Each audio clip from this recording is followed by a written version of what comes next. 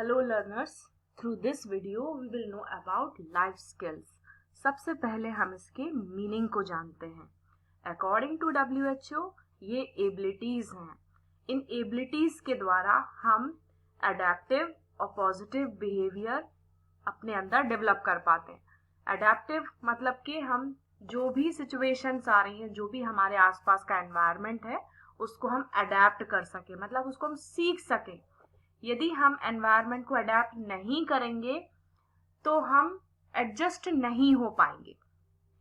और ये positive behaviours भी हैं. पॉजिटिव बिहेवियर्स मतलब ये हमारी ग्रोथ के लिए ज़रूरी हैं. तो ये वो एबिलिटीज़ हैं जो हमारे अंदर अडेप्टिव और पॉजिटिव बिहेवियर डेवलप करती है. और ये जो बिहेवियर है इसके द्वारा हम हमारी लाइफ के डिमांड्स और चैलेंजेस को फेस करने में या डील करने में हम योग्य बनते हैं.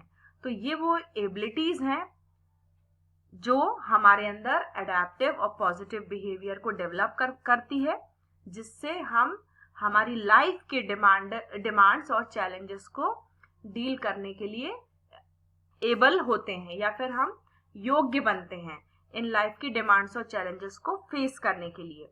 तो आइए हम जानते हैं कि ये लाइफ स्किल्स या एबिलिटीज कौन कौन सी हैं.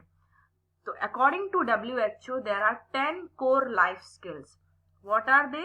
Self awareness, empathy, critical thinking skills, creative thinking skills, decision making, problem solving, effective communication, interpersonal relationship, coping with stress and coping with emotions. तो आइए जानते हैं ये सभी स्किल्स क्या हैं. सबसे पहले हम जानते हैं सेल्फ अवेयरनेस के बारे में. सेल्फ अवेयरनेस स्किल वो एबिलिटीज हैं जिससे हम अपने आप को समझ सकते हैं और हम दूसरों को भी समझ सकते हैं. हम अपने वातावरण से हम अपने आप को अलग करके समझ सकते हैं कि हम कौन हैं और हम दूसरे इंडिविजुअल्स लाइक हमारे फैमिली मेंबर्स, पीयर्स और बाकी के सोसाइटी मेंबर्स को भी हम समझ सकते हैं. ये बहुत ही इम्पॉर्टेंट लाइफ स्किल है और मैं ये कह सकती हूँ कि इस पर बाकी की लाइफ स्किल्स भी डिपेंड करती हैं. इसमें क्या क्या इंक्लूड किया जाता है? इसमें स्व की समझ, रिकॉग्निशन ऑफ सेल्फ, हमारी strengths, weaknesses, desires, likes and dislikes, ये सभी सेल्फ अवेयरनेस में इंक्लूड होते हैं. और सेल्फ अवेयरनेस को डेवलप करने से हम ये जान सकते हैं कि हम कब स्ट्रेस में और प्रेशर में हैं. और सेल्फ अवेयरनेस एबिलिटी पर हमारा कम्युनिकेशन, इंटरपर्सनल रिलेशन और एम्पैथी भी डिपेंड करती है. So it is necessary to effective communication and interpersonal relation as well as for developing empathy with others. यदि हमारे अंदर सेल्फ अवेयरनेस की एबिलिटी है तो हमारे बाकी के लाइफ स्किल्स भी अच्छे होंगे. सो ये मेनली इन तीन के लिए सेल्फ अवेयरनेस स्किल बहुत जरूरी है. अब सेल्फ अवेयरनेस में और क्या क्या इंक्लूड किया जाता है? हमारा body image, strengths, weaknesses, thoughts, emotions, values, goals, skills, likes and dislikes, इन सभी की समझ सेल्फ में इंक्लूड होती है, सेल्फ अवेयरनेस में इंक्लूड होती है. आइए हम जानते हैं दूसरी लाइफ स्किल के बारे में, वह है एम्पैथी. इसको हम हिंदी में समानुभूति भी कहते हैं. ये भी एक योग्यता है दूसरों के emotions, state of mind, body language, voice और फेशियल एक्सप्रेशन को रीड करने की. It is the ability to read the emotion, state of mind, body language, voice and facial expression, etc. It is the ability to imagine what life is like for another person. दूसरों की समझ की योग्यता को हम empathy कहते हैं. यदि हमारे अंदर एम्पैथी की स्किल है तो हमारे रिलेशनशिप सक्सेसफुल होंगे and we will be liked by the people. We need to understand and care about other people's needs, desires and feelings. Why? Because we are social beings. हम society से अलग नहीं रह सकते. यदि हम दूसरों की समझ की योग्यता रखते हैं, दूसरों की केयर करते हैं, तो हमारे इंटरपर्सनल रिलेशनशिप भी अच्छे होंगे और हमारे सोसाइटी में टर्म्स भी अच्छे होंगे और हमारा जो कम्युनिकेशन भी है वो भी एम्पैथी पर डिपेंड करता है।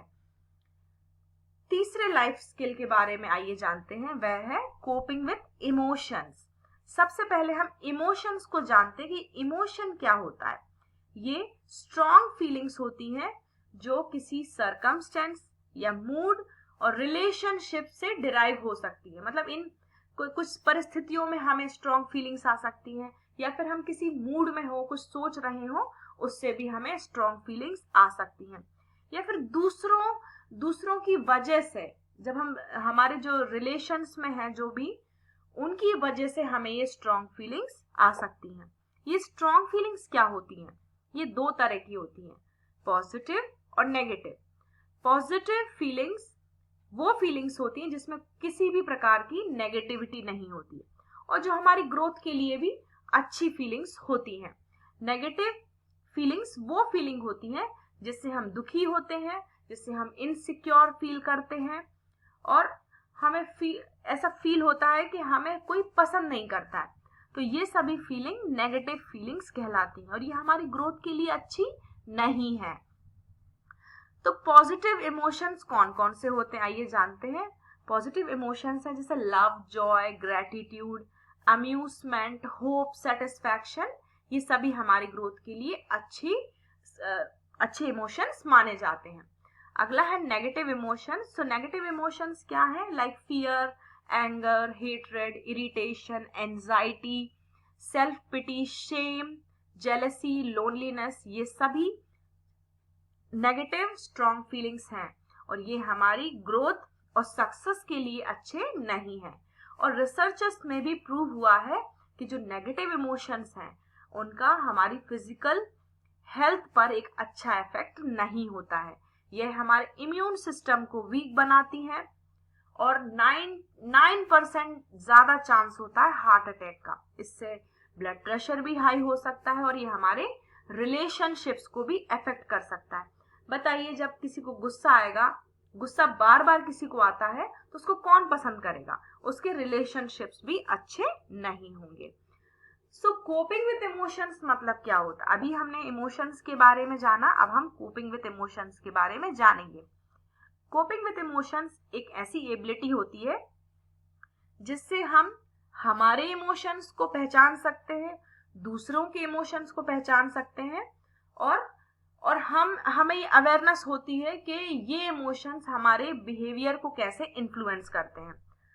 कोपिंग विथ इमोशन एक ऐसी एबिलिटी भी है जिससे हम इमोशंस को रेस्पॉन्ड करना सीख जाते हैं। मतलब हमें पता है कि जब हमें ये इमोशंस आएंगे तो हमें किस तरह से इनको मैनेज करना है। तो इमोशंस को मैनेज करने की एबिलिटी भी कोपिंग विथ इमोशंस में आती है। नेगेटिव इमोशन जैसे anger, sadness have negative effect on our health. हमारी हेल्थ पर उनके नेगेटिव इफेक्ट्स होते हैं। सो हमें इनको इमोशंस को कोप अप करना आना चाहिए, right? So now let's know about the fourth life skill, that is critical thinking. ये एक ऐसी एबिलिटी है जिससे हम एनवायरमेंट में जो भी इंफॉर्मेशन अवेलेबल है उसको हम एनालाइज कर पाते हैं। It is the ability to recognize and assess the factors that influence attitudes and behavior. ये वो योग्यता भी है जिससे हम उन फैक्टर्स को पहचान पाते हैं जिसकी वजह से हमारा एटीट्यूड और बिहेवियर इफेक्ट होता है। मान लीजिए हम कहीं खड़े हैं, किसी सिचुएशन में हैं, तो ये वो योग्यता है जिससे हम सिचुएशंस में से जो भी इंफॉर्मेशन है उसको हम समझ पा रहे हैं और ये हमें कई तरह के क्राइम से भी बचाता है। सो ये बच्चों में होना बहुत ज्यादा जरूरी है। कई बार हमारे आसपास हमें कई तरह के सिग्नल्स मिलते हैं लेकिन हम उनको समझ नहीं पाते क्योंकि हमारे अंदर क्रिटिकल थिंकिंग की एबिलिटी नहीं होती है। अब आगे नेक्स्ट स्किल जो है वो इसी से रिलेटेड है, क्रिएटिव थिंकिंग। जब हम समझ जाते हैं कि एनवायरनमेंट में किस तरह की इंफॉर्मेशन है तो उसके आगे के बारे में सोचना, उसको डील कैसे करना है, that is known as creative thinking. मतलब मुझे मालूम है कि that I am in a dangerous situation, तो मुझे मालूम होना चाहिए कि अब मुझे आगे क्या करना चाहिए जिससे मैं इस सिचुएशन से बाहर निकल आऊं। सो क्रिएटिव थिंकिंग वो एबिलिटी होती है जिससे हम नए तरीके से चीजों को देखते हैं या फिर किसी चीज को नए ढंग से कर पाते हैं, या फिर हम ये सोच पाते हैं कि अब मुझे आगे क्या करना है। नेक्स्ट है डिसीजन मेकिंग। ये वो योग्यता है जिसमें हम हमारी लाइफ के बारे में एक सही डिसीजन हम ले पाते हैं। It is the ability to actively make decisions and what effects these different decisions are likely to have। Decision लेना और ये भी जानना कि इन डिसीजंस का मेरी लाइफ पर क्या इफेक्ट होगा, जो भी डिसीजन मैं लूंगी उसका मेरी लाइफ पर क्या इफेक्ट होगा। नेक्स्ट लाइफ स्किल है प्रॉब्लम सॉल्विंग। ये वो एबिलिटी है जिससे हम हमारी लाइफ की प्रॉब्लम्स के साथ इफेक्टिवली डील कर पाते हैं। तो ये बहुत जरूरी है क्योंकि देखा जा रहा है कि आजकल के बच्चे प्रॉब्लमेटिक सिचुएशंस के साथ डील नहीं कर पाते हैं। So it is very important for their life. Next is interpersonal relationship skill. ये भी एक ऐसी एबिलिटी है जिससे हम दूसरों के साथ बातचीत कर सकते हैं, मतलब संपर्क स्थापित कर सकते हैं जिससे हमें बात करनी है। इसमें कई एलिमेंट्स को इंक्लूड किया जाता है, जैसे फ्रेंडली रिलेशनशिप बनाने की योग्यता किसी से, क्योंकि we are social being, so we must know how to make relationship and how to keep relationship with others. So it includes ability to make and keep friendly relationship, it includes ability to maintain good relations with family members, it also include how to end relationship constructively। कई बार क्या होता है, relationship बनाना तो आता है लेकिन उसमें आसानी से एक हेल्दी वे में निकलना नहीं आता है, तो वो बहुत डेंजरस सिचुएशन हो सकती है हमारी लाइफ की। सो इसमें फ्रेंडशिप बनाना, फ्रेंडली रिलेशनशिप बनाना और उनसे कंस्ट्रक्टिवली बाहर निकलना या उनको खत्म करना भी इंक्लूड किया जाता है। नेक्स्ट है इफेक्टिव कम्युनिकेशन स्किल। ये एक ऐसी योग्यता है जिसमें हम अपने आप को अच्छे से एक्सप्रेस कर पाते, दोनों ही तरीके से, वर्बली भी और नॉन वर्बली भी, so that our ideas are effectively transmitted to others. जो हमारे आइडियाज हैं वो इफेक्टिवली दूसरों तक पहुंच सके। सो इसमें ये एक ऐसी एबिलिटी है जिसमें हम अपने आप को वर्बली नॉन वर्बली दूसरों के सामने एक्सप्रेस कर पाते, in front of the right person, in the right way and at the right time. Next life skill is coping with stress. It is the ability to recognise the source of stress in our life. ये एक ऐसी योग्यता है जिसमें हम पहचान पाते हैं कि हमारे जीवन में जो तनाव है उसका सोर्स क्या है, उसका स्रोत क्या है जिसकी वजह से मुझे तनाव हुआ है, और यदि ये तनाव काफी लंबे समय तक रहा तो इसका मेरे जीवन पर, मेरी हेल्थ पर क्या इफेक्ट होगा, और इस तनाव को कम करने के लिए या खत्म करने के लिए मुझे क्या करना चाहिए। सो ये 3-4 योग्यताएं इस लाइफ स्किल के अंदर इंक्लूड होती हैं। So it is the ability to recognise the source of stress in our lives, recognizing how this affects us and acting in ways that help us control our level of stress by changing our environment or lifestyle and learning how to relax।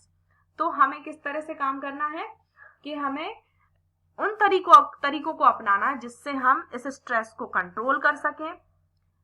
हो सकता है कि हमें environment change करना हो, lifestyle change करना हो, या फिर वो तरीके सीखें जिससे हम रिलैक्स कर सकें। तो ये सभी कोपिंग विद स्ट्रेस में इंक्लूड होते हैं। So friends, so far we have known about the 10 life skills which are important to lead a successful and a happy life. Thank you so much.